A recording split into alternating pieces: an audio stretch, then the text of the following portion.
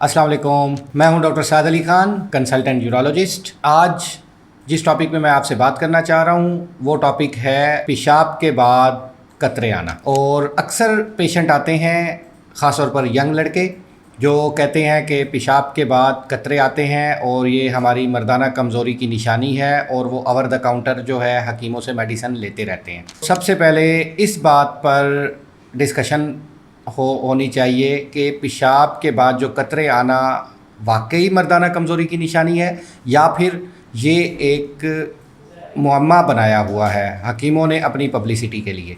तो सबसे पहले पेशाब के बाद कतरे क्यों आते हैं, इसके लिए हमें मैकेनिज़्म समझना है।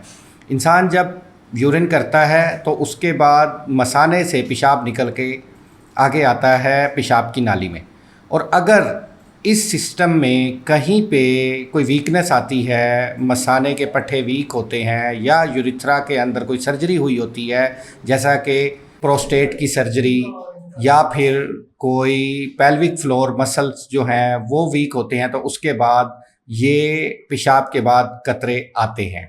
सबसे पहले तो ये कोई इसका मर्दाना कमज़ोरी से ताल्लुक़ नहीं है। दूसरी बात, इसकी चंद कॉजेज़ हैं।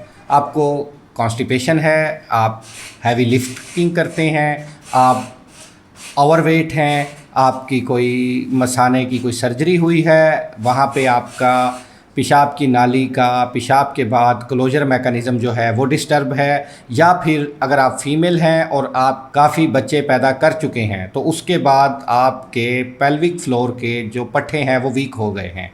तो इन सूरतों में पेशाब के बाद कतरे आ सकते हैं।